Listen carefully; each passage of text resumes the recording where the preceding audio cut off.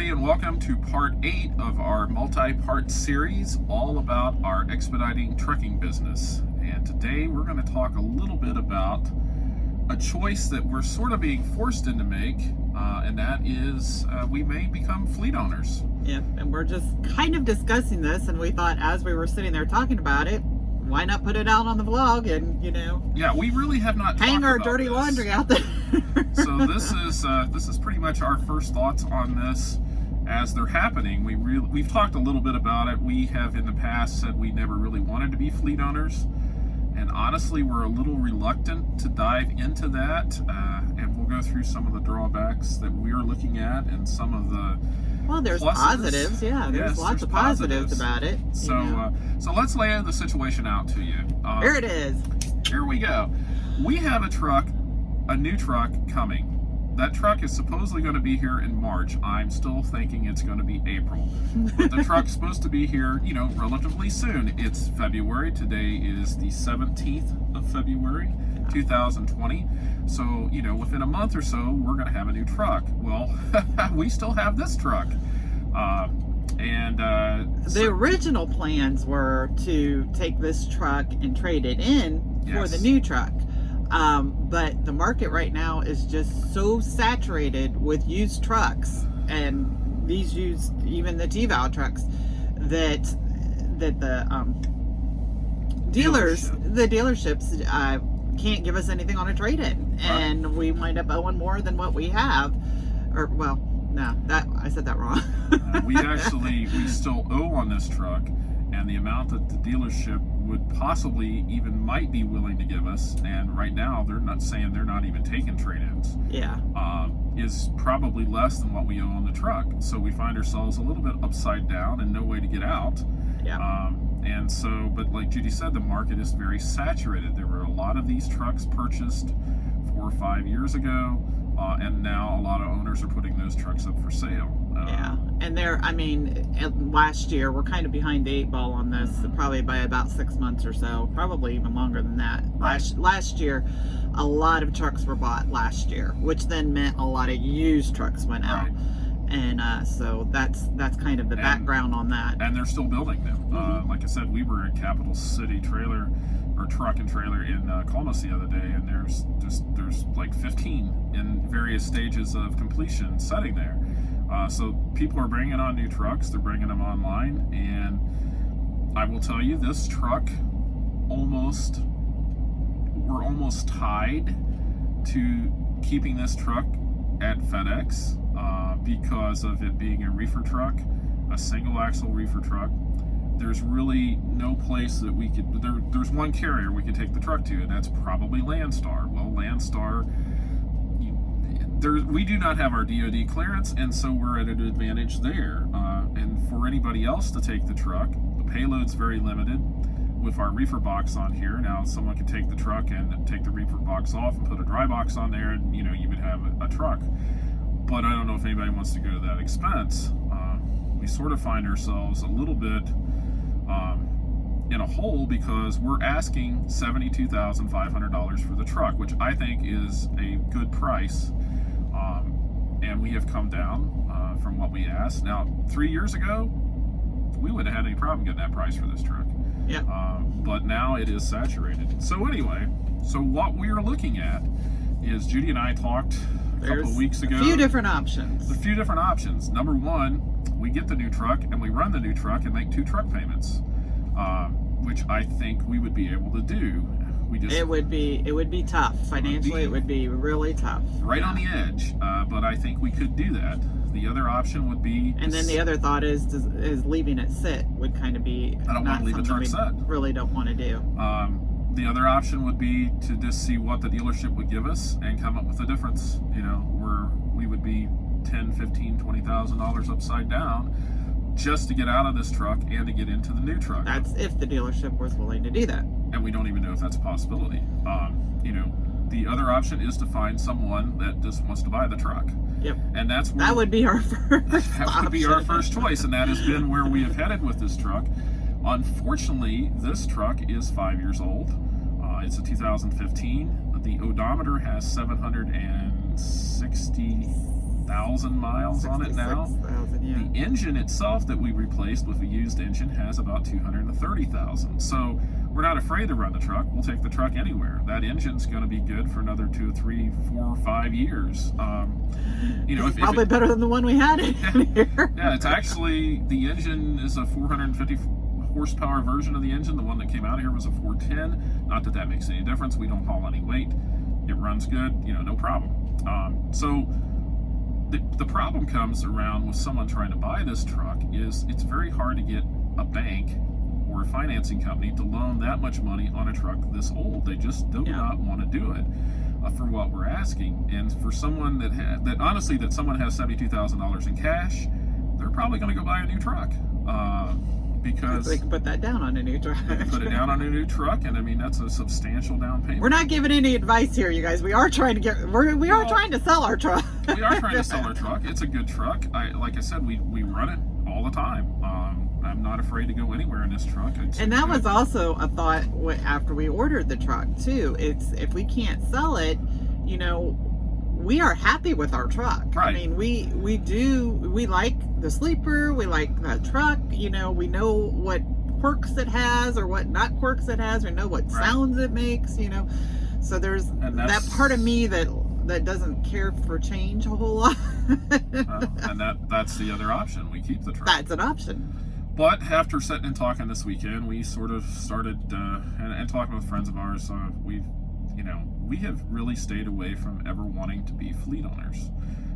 There are some definite downsides to that. Number one, we've been drivers. We've been drivers. So we know what that's honestly, like. you have to put someone in this truck that will, number one, take care of the truck. Yes. And number two, will drive the truck to make enough money that we can pay them and maintain the truck. And maintain the truck. Now, we actually have another option too. We have talked about, owner financing this truck for someone. So basically someone would be paying us the truck payment that's left on it and to go through. I don't know exactly what that would look like, but essentially after a year, we owe a year's worth of truck payments on this truck. To be frankly and quite honest with you, if at the end of a year, maybe someone comes in, they drive the truck, they make the payments, whatever, essentially owning the truck, leasing it through us, and we hand them the keys at the end of the year. That's where I'm sort of thinking. Or we, become really just flat out fleet owners, put a team in the truck, let them go down the highway, and, we're experienced with that end of everything, and go from there. Those last two options, is the closer that we get to having that other truck is what is, driving our decision to even consider this. Yeah. Pros and cons. Pros, obviously we have someone in the truck. And someone's making some money on it or with it. We give someone basically a job. That is a wonderful thing about being a fleet owner, is you're giving someone else the opportunity to drive. Right. We're providing an income for someone. There's nothing, I would have been very happy to have had a truck like this when we first started out. We've been overjoyed. I mean, it is a used truck. It's not perfect. There are some few things that, I would assume that Judy and I are fine with that someone else might want to have, fixed a little bit. There's just a few little odds and ends. I mean, it's 5 years old. It's not going to be in pristine condition. And nothing that stops us from making money. No. There's some cosmetic scratches on the outside of the truck. There's a few little items dings inside. Inside, I've got like a little bit of the Formica is chipped off over here by the bed. Nothing major. We put a new microwave in it. Well, if you followed our vlog, you know what we've done with it. You know what we've all done with it. And we just put a new radiator on the... So anyway, we're not trying to sell the truck here, but yeah, come buy it.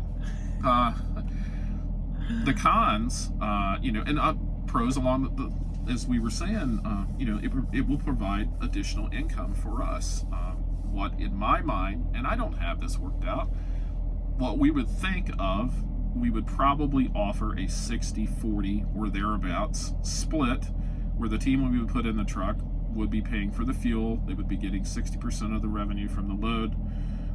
And we've talked about that before. There is a video. I know I do this all the time, but there is actually a video. If Right you before this one. got questions about that, the video we did before that, we talked about owner versus fleet driving. Go back and watch that if you got questions about that particular aspect. I don't know what those percentages would be. That is something that we would have to set and work out in our heads. And the hard part about doing a driver in that respect with the 60-40, even a 40-60, is the fact that when they are done driving, we still have a truck. Right. So that's, talking this through, it's like, all right, at that point in time, we wouldn't know anything, so I guess we could sell the truck for Or next to nothing. Keep drivers in it, I guess. I know Or keep truck drivers in it until it runs to the ground, I guess. I don't know. The cons. Obviously, if you have a team that will not take care of the truck, or they will not run the truck, it's going to be a bad situation for us. We have friends that are fleet owners that have had drivers that they thought were perfectly fine in their truck, and they tore the truck up. You just never know. And that's, I'm basically handing the keys of a truck to someone that I don't know personally. We have some folks that I would love to come drive the truck. They're already driving for people. And so that's not an option. Yeah, we don't want to take those away from those owners either that we've gotten to know over the years. I wouldn't do that. I don't think that's really right. And so, the other option is, there are a couple of folks that we know that might be interested in the truck that we've known forever, and I would be fine with having them in here. But then you get to the next thing is you hand someone that you do not know, have no idea about, probably might not even ever meet the people until you hand them the keys. So, here's $72,000. Have fun. So, and owners out there, obviously there are a lot of owners out there that do this. Yeah. And I know that they have different ways of interviewing their drivers. And I know that the 2 times we drove for owners, the first one wasn't such a in-depth interview kind of thing. The second one, and we didn't meet them until we went to go pick up the truck. Well, the first truck, we never met the owners. Right. We just basically were handed the keys, where to pick up the keys, and we got in the truck. The second owners we talked at length to over the phone. Right. And then when we went to pick up the truck, we spent some time with them. They helped us move into the truck and all that, and showed us where everything was, and which was in my mind a type of owner that I would like to be. Right. But then we went off and we didn't run into them for another year because they were driving at the time in the truck like we would be. So the cons is you really just don't know folks that are going to put in your truck, and I hate to say that, but I don't know. We're taking a big risk by putting someone in here that we do not personally know or haven't been friends with for years and years and years, and even then you're still taking a risk. Well, and then too, and the hard part about friends is that you're friends, and business with friends, that's tough too. That's difficult because I could hand someone the keys to this truck and they drive it 5 miles. And something happens to it. Something terrible happens. And then we would feel horrible. Because, I don't think that's going to happen. The chances of that happening are, obviously we're driving the truck, but it's trucking and stuff like that happens. They could drive off the parking lot and with the new truck run into them. Same thing. New truck, same thing. We have friends that have been in new trucks and had issues with them. A week in the shop, a week after they got the truck. The other con is, will they run the truck? Some people just don't want to run. Well, they make the money they need to for their household income, and as owners, you have to share. What we need to maintain the truck and to pay for it. We need you to run X amount of dollars or X amount of weeks or however that works. So that the truck can be maintained. Right. Because that's the other scary part about the 60-40 in my, opinion. But, yeah, because on a 60-40 split, the owner is really not making that much money. Anything that we would be making on that, the 40% on our end, still have the truck payment and still have to maintain the truck. So it's not like there's, not like a huge chunk of money there.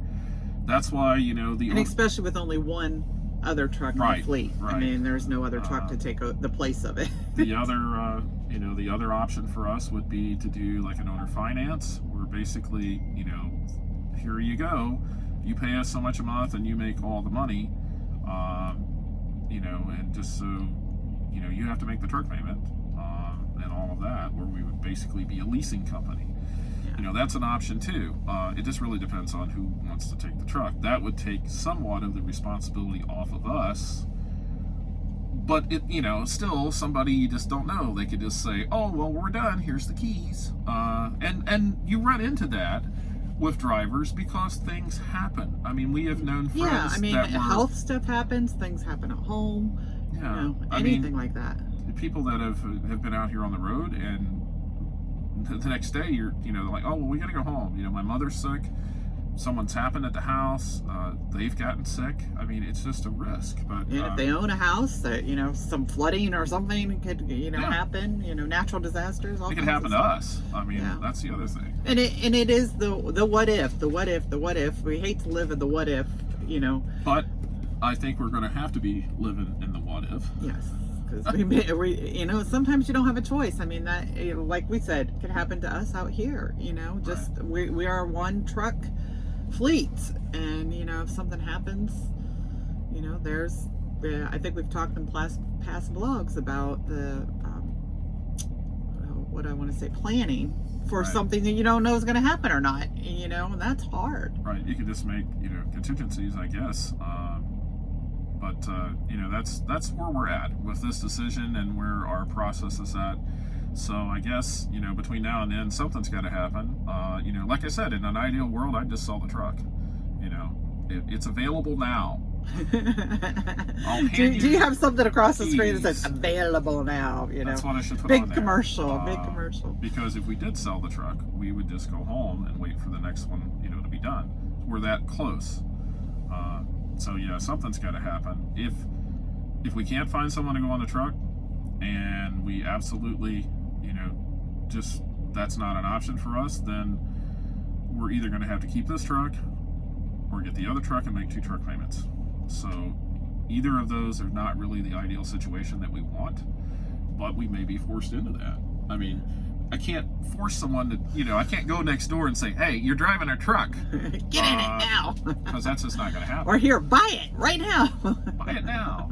It is, honestly, the price that we're asking for it is very reasonable, and especially with the engine, that's the other thing.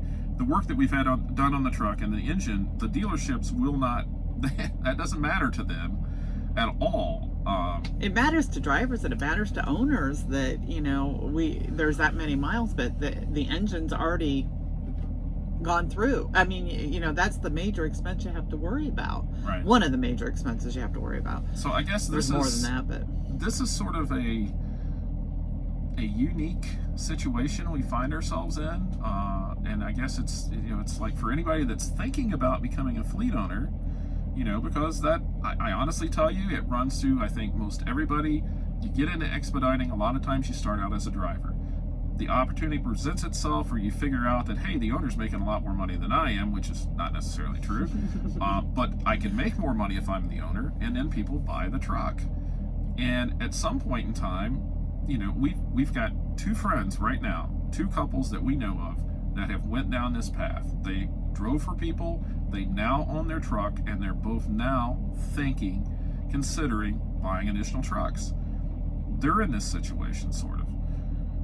We're in this situation now, but that's the logical flow. You start to thinking, well, I've got 1 truck and I'm making this much money. What if I had another truck? Yeah. And we have actually been told by really good fleet owner friends of ours that we have watched grow that they've added trucks. 2 trucks is not the ideal situation. The ideal situation is to eventually get to 5. And once you get to 5 trucks, you can come off the road. Because 5 trucks are enough to support you financially and to have the 5 trucks in the fleet. It depends on your household income or household expenses. But we're not there. Taking the first step is really the hardest step because, we're unfamiliar territory. We have an idea how it works because we've been in that situation as drivers. But it's 2 trucks. If 1 truck goes down, now I've got 2 trucks. And 2 truck payments without anybody running. Payments. Now, it'd be different if you had 3 because 2 trucks supporting 3 payments is a little different than 1 truck supporting 2 trucks. we make enough money, honestly, that if I had to, I could make the truck payment. We just wouldn't have any money left over to do. We would never anything go home. With. Yeah. I would probably, that's the other thing. FaceTiming with the grandson would be our only option. But that may be a sacrifice we have to take. And it may be. I mean, that's to get ahead. Sometimes you have to, sacrifice and take a things leap you don't of want faith. to. Yeah, take a leap of faith. Yep. So and anyway, ultimately, God is in control, and He will help us figure this out. Right. I know. Right. Definitely. We will probably talk a little bit more about this, but we wanted to make this our Expediting Trucking Business series. We haven't done one for a while, so when this came up, we're just like, we'll just throw that in the series. Maybe other people. We'll let everybody know as too. we go along what we're doing. And if anybody has any suggestions or anyone out there knows of anybody, have them contact me. The easiest way to get in touch with us is to go to our Facebook page and message us through Facebook. It's a highway vlog. It's a highway vlog. On Facebook. On Facebook page. Yeah. You'll recognize it. Yeah. But that's there. And so I don't want to put my personal email or my phone number out there, although my phone number, if you dig around, you can find my phone number. Go to the Expediter Services website. At the end of the page, my phone number is actually there. Yeah. And all the specs on this truck are on Expeditors Online. Yeah, I will link in the description of this video a link out to the listing on Expeditors Online where our truck is currently listed. If you go to the bottom, my phone number is there. I will not answer your call if I don't recognize your phone, because I don't want you to tell me about my expired truck warranty. So just leave a message and he'll call you right back. Leave a message. It may take me a day or two. Or text you I don't and say check who you are. that sometimes, but or text me. Yeah, that'd probably be the easiest way to do it. Text me on my phone number. He does look at those. Yeah. But anyway, thanks for watching. That's just sort of a little insight into our potentially life-changing, altering decision. Well, and this is a good business thing because there are people out there that probably are in the same boat as we are, Right. trying to, make that decision, and they might be a little bit further ahead, meaning they may have planned it a little bit Right. out. Right. Sometimes you fall into these situations and there are reasons why, things happen, and it may be due to the fact that we may have to become fleet owners. We may have to, but we'll see. So anyway, we'll let you know, and we'll talk about that later on. Maybe we'll have some updates about that. It gives us a topic, doesn't it? Yes, it gives us a topic to talk about. But So anyway, if you like videos like this, please like and subscribe to our channel. Hit the little subscribe button, and don't forget the ring. The notification bell. And if you can think of anything else we might not have thought of, please put it at the bottom. And again, I can't stop talking, so I'll shut up now. Good night. Good night, everybody.